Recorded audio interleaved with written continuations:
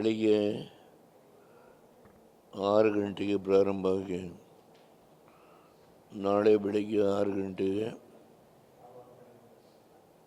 ಈ ಮಹಾಶಿವರಾತ್ರಿಯ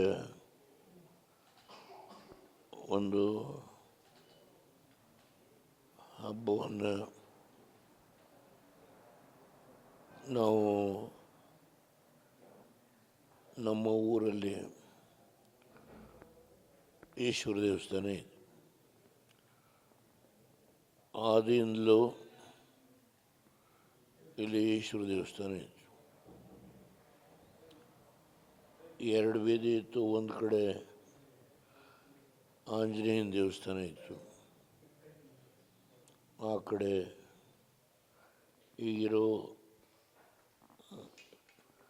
ಶಿವನ ದೇವಾಲಯ ಇದೆಯಲ್ಲ, ಅಲ್ಲಿ ಒಂದು ಸಣ್ಣ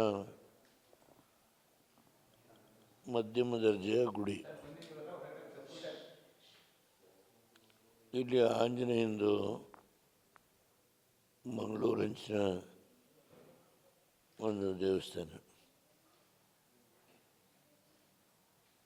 ಇಲ್ಲಿ ನಮ್ಮೂರಿನಲ್ಲಿ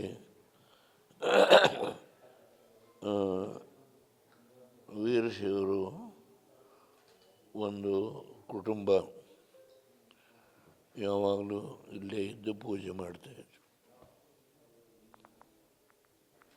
ವರ್ಷಕ್ಕೊಂದು ಸಾರಿ ಈ ಶಿವರಾತ್ರಿ ದಿವಸ ಈ ನಮ್ಮಲ್ಲಿ ಐನೂರು ಅಂತ ಹೇಳ್ತಾರೆ, ಅಂದರೆ ಜಂಗಮರು. ನಮ್ಮ MP ಪ್ರಕಾಶ್ ಇದರೆಲ್ಲ ಆ ಕಮ್ಯುನಿಟಿ. ಇಲ್ಲಿ ಪಕ್ಕದ ಹಳ್ಳಿ ಡಾನೇಕನಹಳ್ಳಿ ಅಂತೇಳಿ, ಅಲ್ಲಿಂದ ಈ ದಿನ ಬಂದು ಅವರು ರಾತ್ರಿ ಗ್ರಾಮದೆಲ್ಲ ನಾವು ಸೇರಿದಂತೆ ಹಣ್ಣು ಕಾಯಿ ಅವರವ್ರ ಭಕ್ತಿಲೀನ ಪೂಜೆ ಮಾಡಿಸ್ತಾರೆ. ಆ ಕಾಲದಲ್ಲಿ ಬಿಲ್ಲುಭದ್ರನ ಸ್ವಾಮಿ ತಲೆಯ ಮೇಲೆ ಇಡೋದು, ಅದರ ಮೇಲೆ ಹಾಲು ಹಾಕೋದು, ಮೊಸರು ಹಾಕೋದು. ಆಗ ಆ ಸ್ತೋತ್ರ ಇವೆಲ್ಲ ಹೇಳಕ್ಕೆ ಬರ್ತಾ ಇತ್ತಿಲ್ಲ. ರುದ್ರದಲ್ಲಿ ಚಮಕ ಇವೆಲ್ಲ ಹೇಳ ಆ ಶಕ್ತಿ ಇತ್ತು. ಅದು ನಾನೀಗ ನನಗೆ 93 ವಯಸ್ಸು ತುಂಬ್ತಾ ಇದೆ. ಇನ್ನು 2 ತಿಂಗಳಷ್ಟು. ನಾನು ಚಿಕ್ಕ ಹುಡುಗನಾಗಿದ್ದಾನಿಂದನೂ ನಮ್ಮದು ಒಂದು ಹಂಚಿನ ಮನೆಯೇ,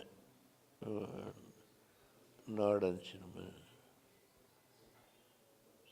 ನಮ್ಮದು ಒಂದು ಒಟ್ಟು ಕುಟುಂಬ. ನಾವು ನಮ್ಮ ಈ ರಾಮಣ್ಣ ಅವ್ರ ತಂದೆ, ಈ ಬಾಬಣ್ಣಿ ತಂದೆ, ಇನ್ನೊಬ್ಬ ನಮ್ಮ ಹುಡುಗ ಬ್ಯಾಂಕ್ ಡೈಲಿ ರಿಟೈರ್, ಅವರು 3 ಜನ ಅಣ್ಣ ತಮ್ಮಂದಿರು. ನಮ್ಮ 2ನೇ ಅಜ್ಜ ತೀರೋದಾಗ ನಮ್ಮ ತಂದೆ ಸುಫರ್ದಿಗೆ ಅವರನ್ನು ಪೋಷಣೆ ಮಾಡಲಿಕ್ಕೆ ನಮ್ಮ ಸಂಬಂಧಿಕರೆಲ್ಲ ಆ ಕಾಲದಲ್ಲಿ ಅಲ್ಲಿಂದ ಹಾಗೇ ನಡ್ಕೊಂಡ್ಬಂತು. ಆಮೇಲೆ ನಮ್ಮ ತಂದೆಯವರು ತೀರೋದು 1 ವರ್ಷ ಆದಮೇಲೆ ನಾನು ವಿಭಾಗ ಮಾಡಿದೆ.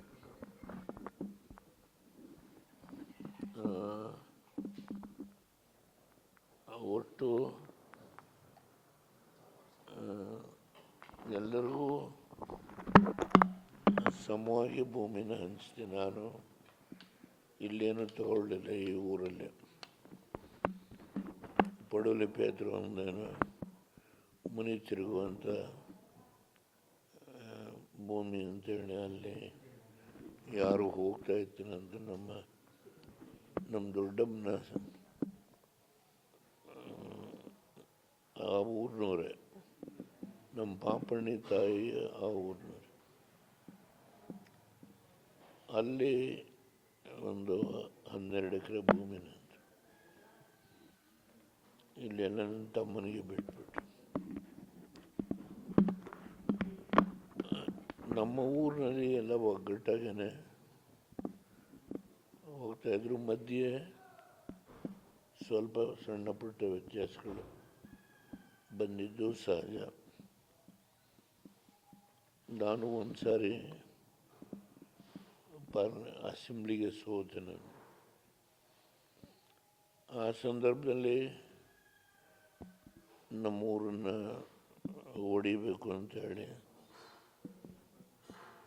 ನಮ್ಮ ಎದುರಾಳಿಗಳು ಪ್ರಯತ್ನ ಮಾಡಿ,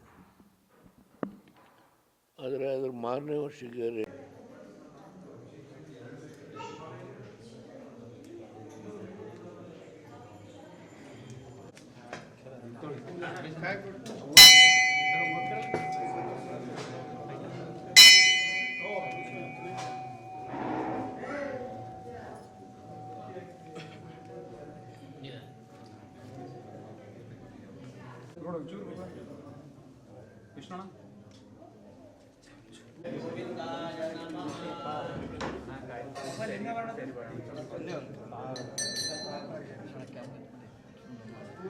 ವಿಷ್ಣುವೇ ನಮಃ, ಪ್ರಚೋದನಾಯ ನಮಃ, ತ್ರಿವಿಕ್ರಮಾಯ ನಮಃ, ವಾಮನಾಯ ನಮಃ, ಈಶ್ವರಾಯ ನಮಃ, ಋಷಿಕೇಶಾಯ ನಮಃ, ಪದ್ಮನಾಭಾಯ ನಮಃ, ದಾಮೋದರಾಯ ನಮಃ, ಗಣದರ್ಶನಾಯ ನಮಃ, ವಾಸುದೇವಾಯ ನಮಃ, ಅಶ್ವಿನಾಯ ನಮಃ, ಅನಿರುದ್ಧಾಯ ನಮಃ.